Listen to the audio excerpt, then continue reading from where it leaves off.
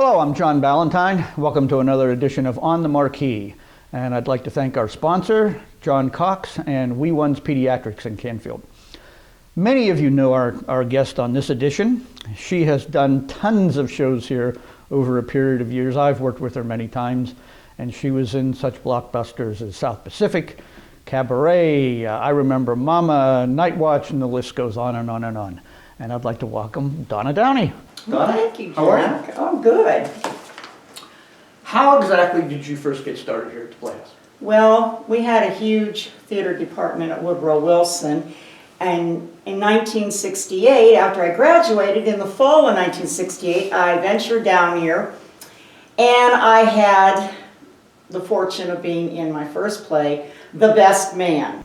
And I had one line, and the secretary's reports are ready, sir. That was my line, and Bentley Lenhoff directed it, and we had John Abbey, we had, John Griffin. We had all of these stars, and I would do my line and go sit in the back of the auditorium and just watch. And I absorb everything, because I was going to major in theater in college, and I did. So then the fall of 1969, I had this crazy idea. I'm going to try out for South Pacific. Now, mind you, I'm 19 years old. Way too young for the part of Bloody Mary, but I decided I didn't care. I was going to do it. So I went to the makeup shop downtown, and they had some liquid makeup that I could put on to make me look Polynesian. I put it all on my body. I wore a muumuu. I put a sort of a highlighting on my nose. I blackened my teeth a little bit like Beetlejuice. I put my hair up in a bun and put chicken legs. Yes, and I sprayed my hair black. Never in the history of the Playhouse has anybody been so crazy to do something like that. My mother would not speak to me, but my dad drove me down here in this makeup, and I walked in barefoot, and everybody that was there to audition just looked at me, and I just didn't care. And I walked down for the audition, and I looked at the people, and I said, look, I know I'm too young for Bloody Mary, but please just sit there and listen to me. I sang my song, and I left. I didn't hear anything for 3 weeks. I did not cast, because the production manager wanted that role. They used to have a production manager at the Playhouse. And Bentley Lenhoff was upset because the production manager would quit if she didn't get the part. Oh, jeez. Well, she didn't get the part. And Bentley Lenhoff did not talk to me, this 19-year-old girl. And every time he would see me, he would just ignore me.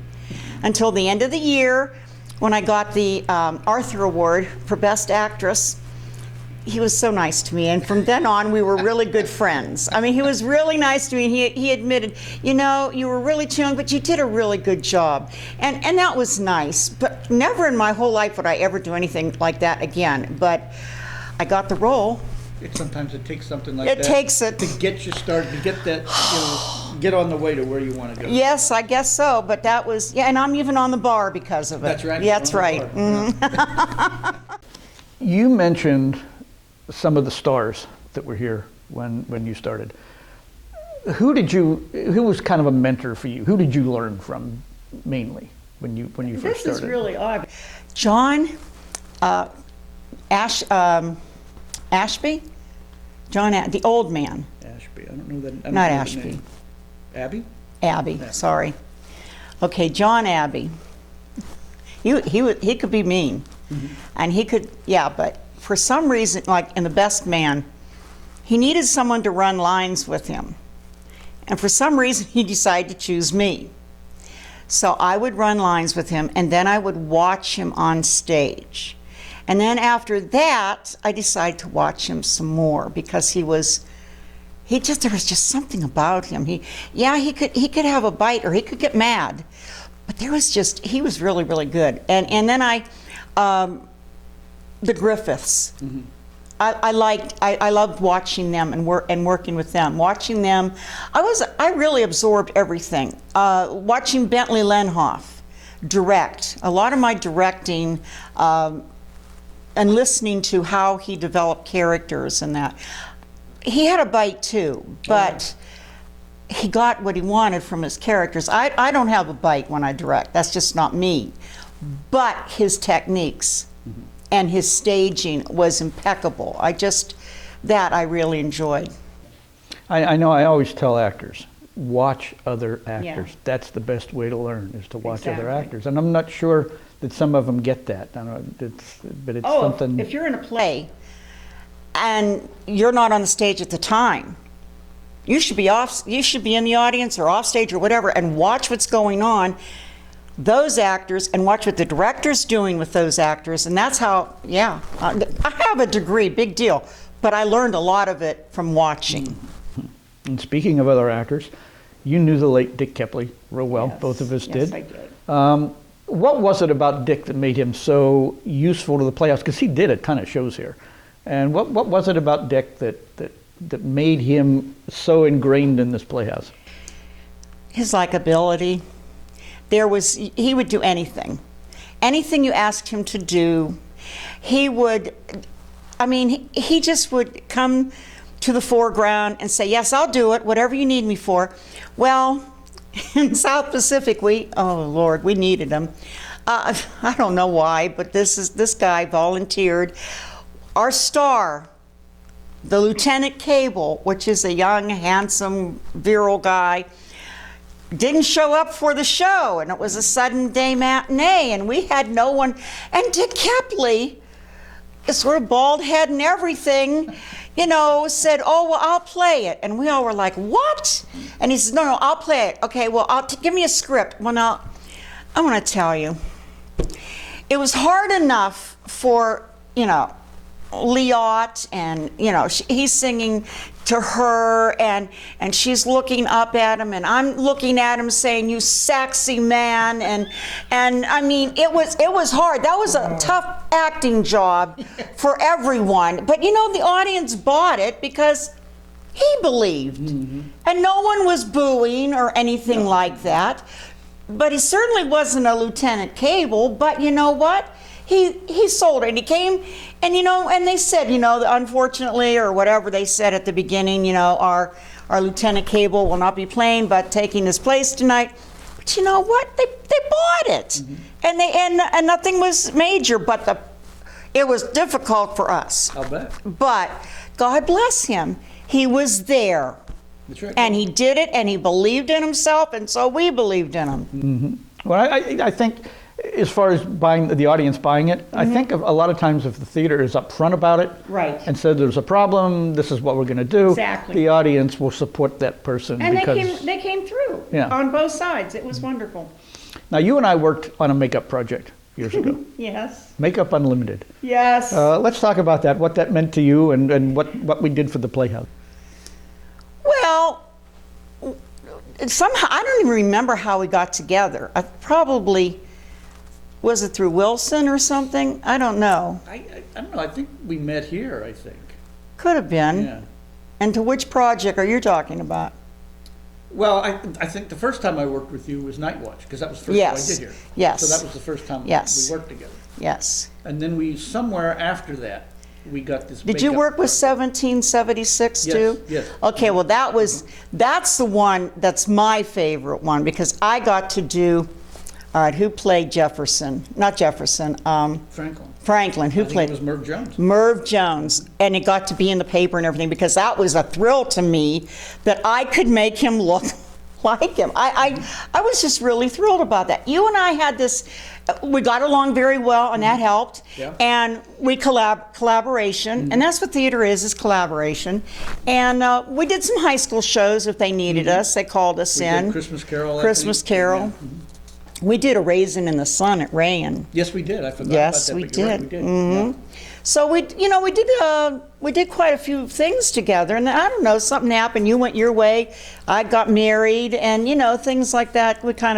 But we still have that knack, and who knows, we may pull in and have to do some little makeup things for our show we're doing now. I haven't done makeup in years. Oh, you never lose the knack. Like right You in the never back. lose it.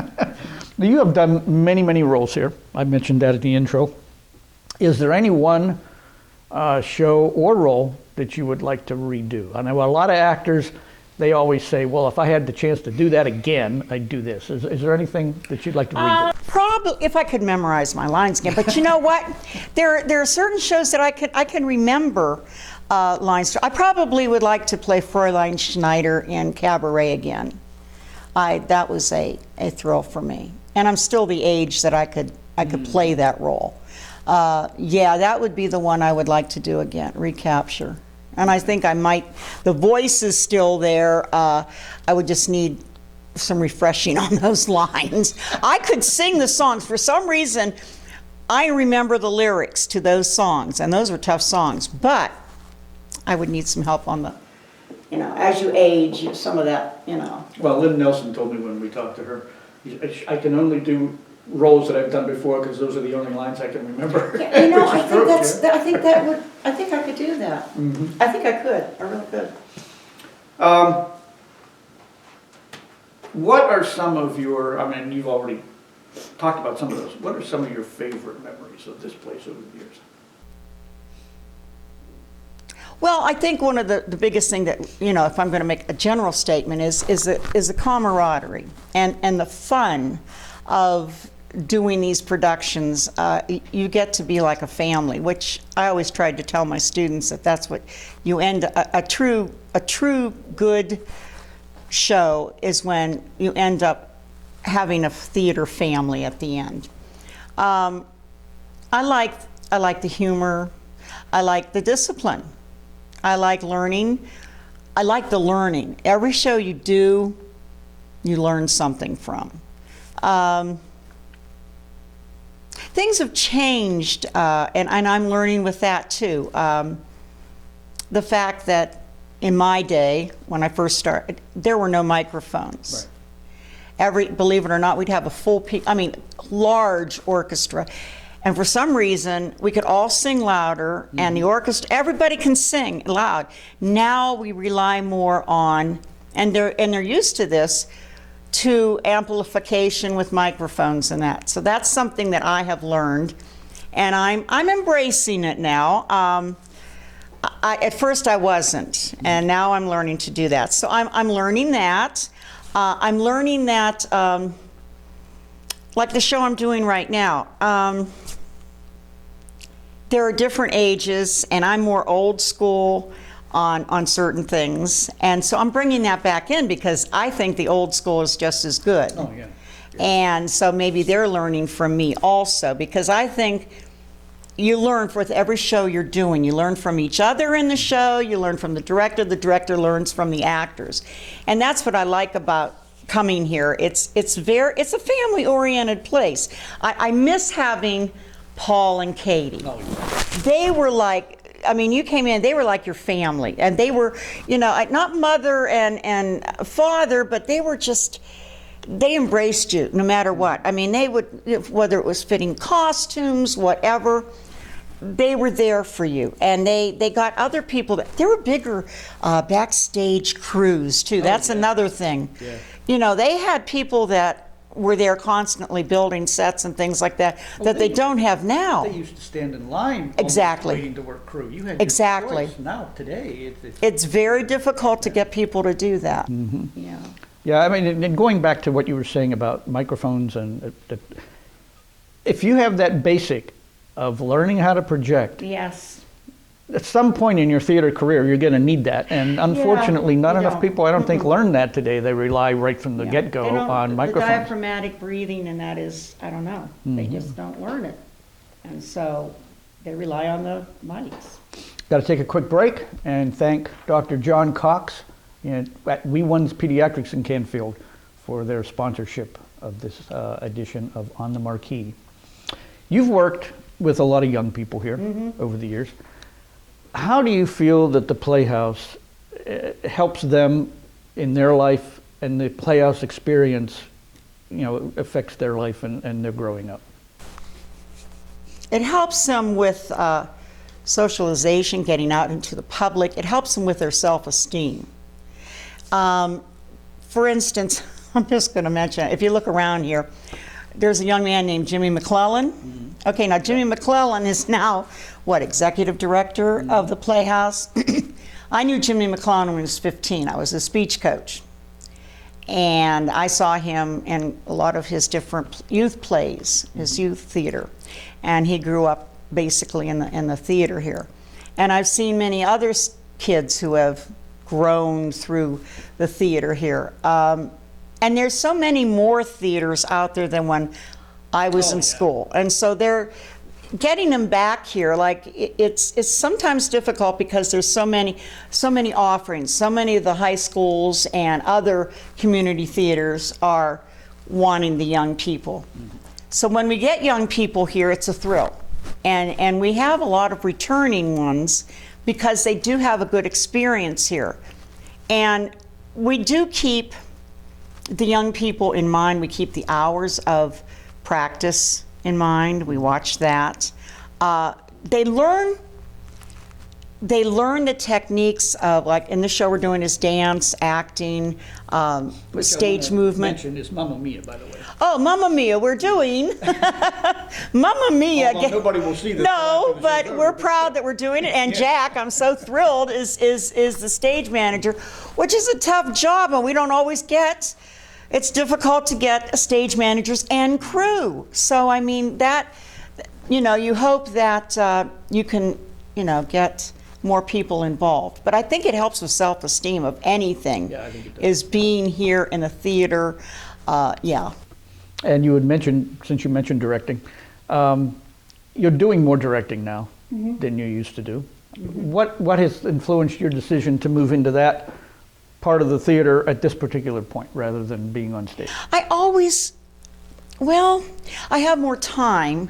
I mean, I've retired from 31 years teaching English and theater, and I directed it, in high school shows and things like that. I love directing because I visualize. I love to visualize, and maybe it's because when I read, I see pictures, and I want to do that. I like to see that on stage. I form pictures, and that's what Bentley used to do. If you could go anywhere, and I have to move around the theater now and watch that I have a picture all over. I'm very, very big on pictures and movement, and it's just a thrill. You get a thrill about acting on stage. There's a certain, satisfaction. But when you sit back and you watch something you've directed, and it's their show, if something's really good, it's the actors. Okay, you give them all the credit. Right. If something's bad, then it's the director's fault. But it's your own set. Oh, I think so. If you sit in because if you cast wrong, that's the first thing a director has to do is cast right. That's true. So I sit in the back and I watch, and it's your own thrill. It's a different kind of thrill. It is, yeah. And it's very satisfying. You've directed, it's very satisfying. It is, because you're actually pulling all these different elements together. And it's a collaborative effort. Yeah, that's what I like about it. Yeah. Yeah, and if it doesn't all work, I mean, it's got to all mesh, but sometimes it does, Sometimes it doesn't, and I love it. And I've always wanted to direct down here. I was directing 2 small shows in there, and that was a little different. And so when Jimmy gave me this show, it was like, okay, all right, I hope I do some more. Yeah, exactly. Actors and technicians have changed over the years since you walked in the door first. And we talked about numbers, but I mean, I don't mean in numbers of availability, but how has the training or the ability of actors and technicians, do you think, has changed since you started here? Well,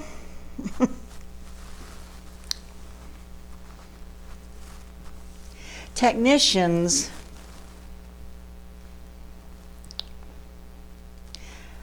the designers keep changing, and we only have, and I have to say, we only have one person who's really here hired to do technical and whatever, and then you bring in some designers. I think the correlation sometimes between the designer and the director is not as close, and I think that needs to be worked out more. There's not as much of the of course, then I look back at, you know, Paul. Paul would hand the director, I'm thinking what he did for like when I did Gulliver, he would hand me sheets after sheets, and I could read them, the floor plans. Right. I knew exactly where every single thing was. And I was thrilled by that. I mean, and people knew how to write down stage directions. That was another thing. Every stage manager, having you is a godsend because you write down the staging. Not every stage manager can do that anymore. So it's difficult. Or using the stage language. Yeah, not all the actors are brought up that way. Right. Exactly. But you know, when I came and I watched Bentley using the stage language and the people moving that way, I think technically we have the new phenomenon with the lighting is fantastic. I think that has come leaps and bounds. I'm thrilled when I see that. I just think in this day and age here at the Playhouse, I don't know how you can do it, whether financially, I think that's the big holdback. You need more staff. And I think that would help a lot. I think maybe you need some classes. Yeah. That would On both sides, technical and for acting. We used to have a children's theater. And you know, they would have their group. They had you know, president and vice. I mean, they had a group, but they don't have children's theater here anymore like that. Yeah, they do 2 shows a year, but it's not a children's theater. And they had someone in charge of the children's theater. So those things, and it all takes money. I understand that. Unfortunately. But that's what I think is lacking. Okay. Now I forget what my next question was, but we can edit this. So. I'm sorry. It's okay. Theater stories are a great thing in this business. Everybody has got a ton of theater stories, and I'm sure you're no exception with all the shows you've done. So Well, go on a roll. my favorite ones is Lauren Shriver and I were doing Cabaret, and there's a song in there called A Pineapple for You. And it's like he just thinks this is the greatest thing in the world to bring me this bag, and inside is a pineapple. And I go, I'm supposed to reach in and go, oh, a pineapple for me. And I reach in, and it's a rubber chicken. And they did this. It was the last night of the show. And I don't believe that you should change anything. And so I was like, okay, I just pretended it was in there, but it threw me a little. I mean, gosh, this rubber chicken, and it was funny. But had they done it at a rehearsal or something, I would have done something with it. But that just, oh my God. And then there was a closet that I'm supposed to open up and look inside to get, and they had cut a hole out. And there was a bare butt sticking out at me. Now, you know, and here's me, I'm keeping my composure all the way. Okay, now, the other, another one would be, I mean, I was a good one to play jokes on. But you never do that when you are, I always tell my kids it's the last show, or you do not pull pranks, you just do not, it's not professional. So, the one in South Pacific, I don't know why, we put this nose on me, nose putty, and it's whatever they use, liquid latex or something, to stay on. Well, I'm out there singing this big song, Bally High, you know, my big song, and the nose started, it was sweating, and the nose started falling down, and it started, and it was coming off, and I couldn't touch it or anything, and it fell. Well, it fell on this ramp that I would sit on later, and it laid there, and then I went and sat on the ramp, and when I got up, it was dangling from my pants. So, I mean, you know, just knowing me, that's, you know, some of the stories that I would, you know, talk about. That's part of what makes theater fun. Oh, it's live. Whatever happens, yes. happens, and you got to deal with it however you can deal with it. Absolutely, Yeah. absolutely. I'm going to throw some names at you. These are names you know. And just kind of tell me a little bit about how these people influenced you or some memory about working with them. Okay. The first one's actually two names, John and Rennie Griffith.